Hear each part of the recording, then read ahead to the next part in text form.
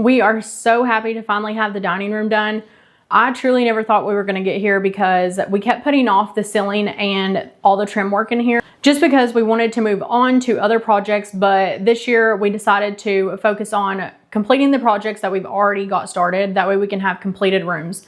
So the next in the line was the dining room, and it is finally finished. So it has taken us years to get here, and I thought I would walk you back through where we came from and how we got here. Just like every other room in the house, whenever we first bought it, it was completely trashed. There was stuff everywhere, and all of the trash just needed to be taken out, and we needed to honestly completely gut the place. So we started with electrical and plumbing, so there is all new electric in the whole house. After the trash removal, we took the carpet out of here. So on the main walking area of this room that takes you from the kitchen into the entryway, there was, I believe it's called linoleum. It's either linoleum or laminate. I get the two mixed up. Whichever one is like a sheet that you just roll out, that's what the floor was.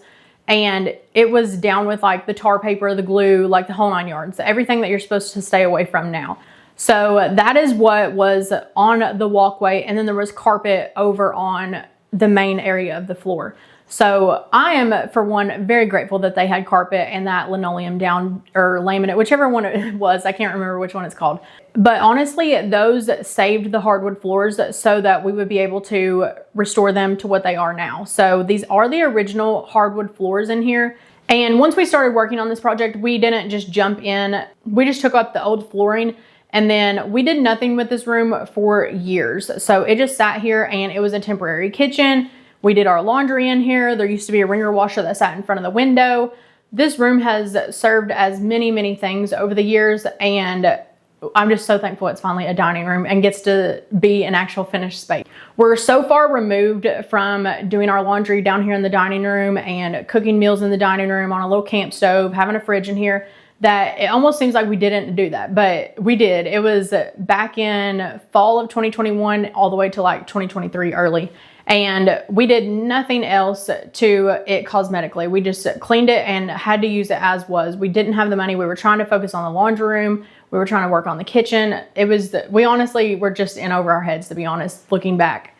But back in the fall of 2023, we started working on this dining room, and we tore the plaster off the wall. We had to take off all the old baseboard and trim work, and unfortunately we were not able to salvage that.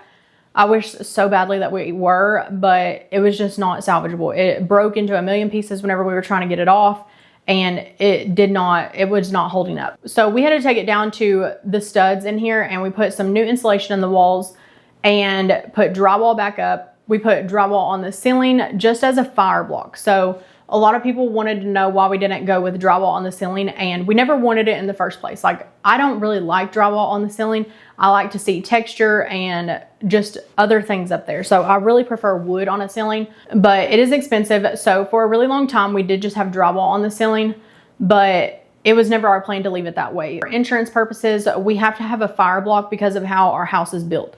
So we have balloon framing, and for us to be able to have insurance, we have to have a fire block on our ceiling. So we can put it over top, but we have to have the fire block there. So we're completely fine with doing that, and that is what we did. So that's the reasoning behind the drywall that we had to put up first. It's just a fire block. The ceiling is poplar wood. It's tongue and groove, and I used the stain color weathered oak on it, just so that it would kind of match the floor better. I didn't want it to look like the pantry floor, so if we did not stain this, it would have looked just like our pantry floor, which is definitely cooler tones, and I wanted it to be warmer toned, so we went with weathered oak. I think the brand is Minwax, so this is how it turned out, and we absolutely love it. On the walls in here originally, there was wallpaper, so I wanted to go back with that.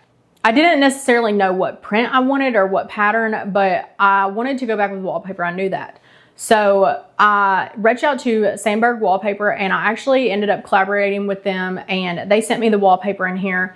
It ended up looking so good. And honestly, it's like the #1 thing that people comment on whenever they come into the house. They just talk about the wallpaper. So I do love it, and I'm very happy with the choice that we went with wallpaper. Since we were not able to keep the trim work that was original to the dining room, it was going to cost us over $2,000 just for trim for this one room, and we just could not afford that. So we ended up deciding to go to Lowe's and just buy the same basic trim that is in the kitchen. So the trim work in there was what was already there, and we just replicated that whenever we went back and restored the kitchen. We decided to pull what was in the kitchen design-wise in here, and we did the same exact trim work in here. So really it is very, very basic. It is just a tall 8-inch baseboard, and then on the doors and windows, those are really the only like special boards, I would say, and those just get cut out with a jigsaw on the end, and that's really the only special kind of trim work there is. Everything else is just up the doorways. I believe that is a 5-inch board,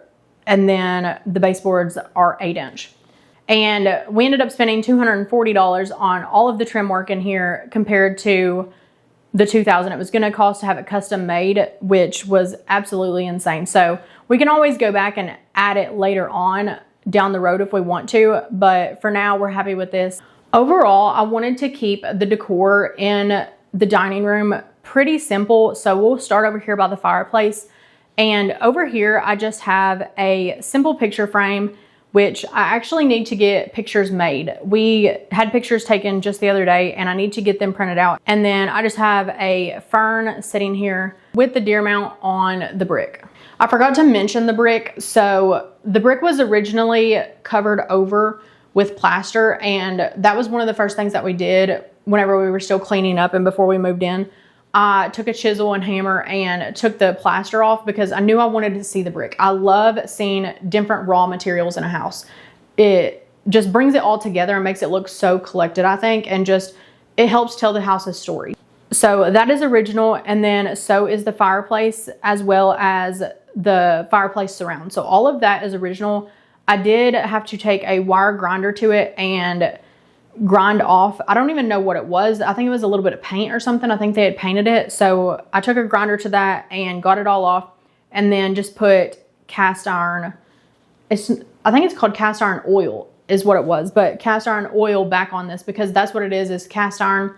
The top of it is slate, but I just used that same cast iron oil on it, and it has held up perfectly fine, and we've had no issues out of it.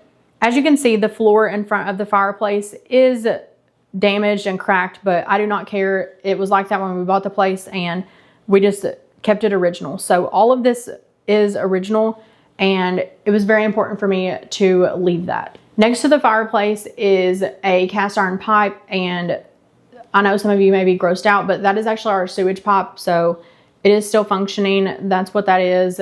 We kept it. I just did the same cast iron oil, the pipe, after I cleaned it, and it still has held up really well, just the same as the fireplace.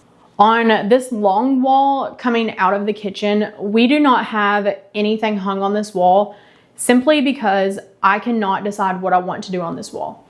I've thought about putting up a picture rail, and then I changed my mind just because this is such a heavily trafficked area that I know whatever gets put on this wall is more than likely going to get knocked off or broke at some point. So I have to be okay with whatever is put on there, that it is probably going to get broke. The kitchen is the most used room in this house, and to get to the kitchen, you have to go through the dining room to get to the kitchen. And then we also only use the back door. We use the front door sometimes, just not very often. It's not our main source of coming in and out of the house. The back door is closer to the barn, the cars, everything outside the back door is closer. So we always go out the back door instead of the front door. So this is how we go in and out.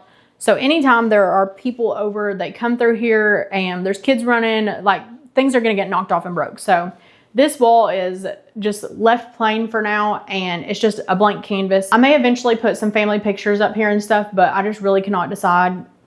It's just hard to put something up there knowing that it's gonna get broke, because it's inevitable. I just know there's already people that bump into each other, especially if somebody's sitting here at the head of the table, then there is not much room, and people are walking into the kitchen to go get their food, coming back out. And once you get 10 people in this room, it gets crowded quick.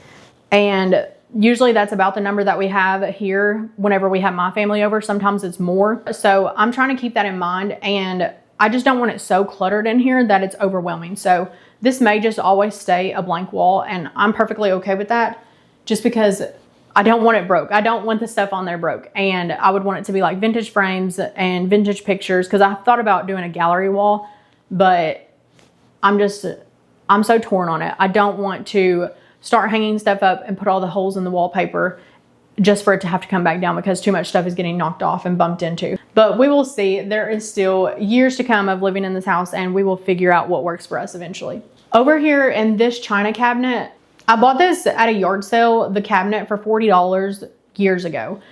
That's one of the biggest things in this dining room is everything has been collected over years. So some of this stuff came from our old house. Some of it we've gotten at yard sales, thrift stores, antique stores, just wherever. And even though the rooms are not done in our house, I'm still always buying stuff. If I see something that I think would look good later on, whenever the room is finished, I'll go ahead and pick it up and we just store it for now until we can pull it back out and actually put it to use.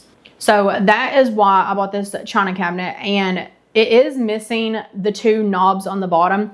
They're like faux knobs. I've tried looking on eBay and at the thrift store and have not found the exact thing of what I envisioned went there. So I'm still trying to find one. And then the handle is also gone. So I need to get me a handle for there. But like I said, I've looked and have not found the perfect one yet. It was missing like 3 or 4 of the panels of glass in it. So I went to our hardware store and had glass cut, and I ended up putting the glass back in, and now it is good as new. So we have a beautiful hutch for this space for $40, plus I paid $20 for glass, so $60. And I feel like it fits this space perfectly just because it is so narrow. The windows are very hard to see just because of all the light coming in right now, but these curtains and curtain rods, they came from our old house. They were made for 8-foot ceilings, so I ended up taking the seam out of the bottom and adding lace on the bottom just to add some height to them, because we do have 9-foot ceilings in this house.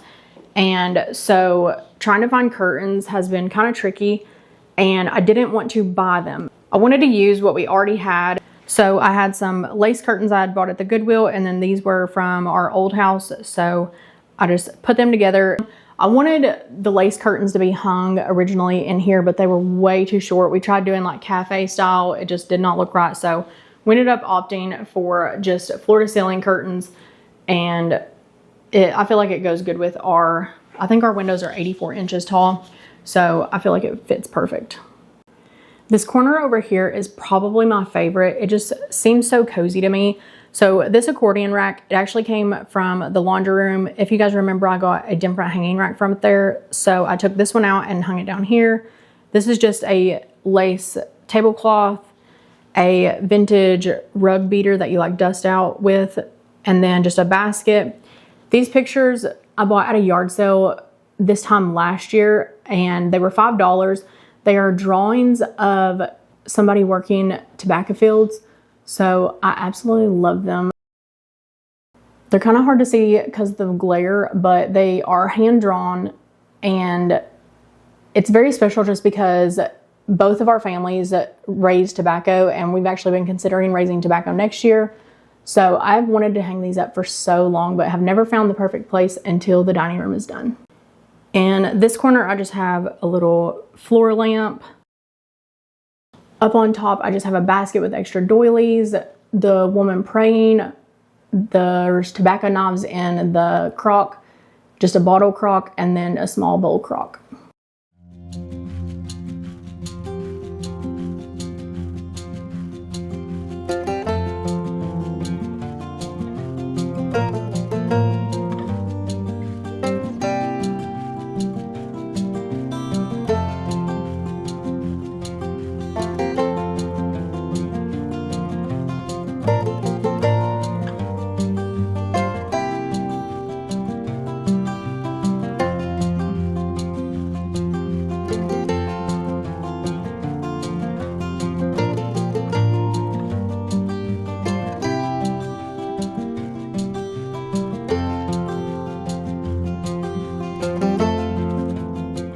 On this window, we just have the same exact curtains that we have on the other window, the vintage high chair, and then I found this gorgeous mirror at the antique store.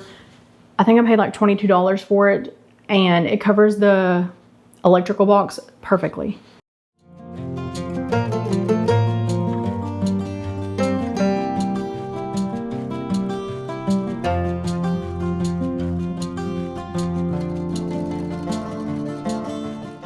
On this wall, I just have a candlestick with this candle holder. And then in the closet, we just use it for storage.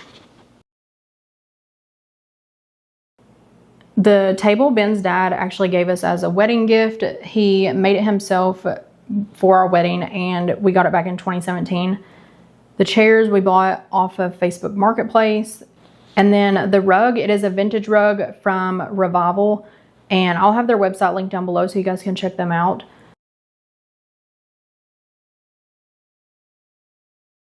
And the decor on the table is just very simple. I just have a little ivy plant, salt and pepper shakers, cutting board, and then a little tea towel. So it is just kept very, very, very simple.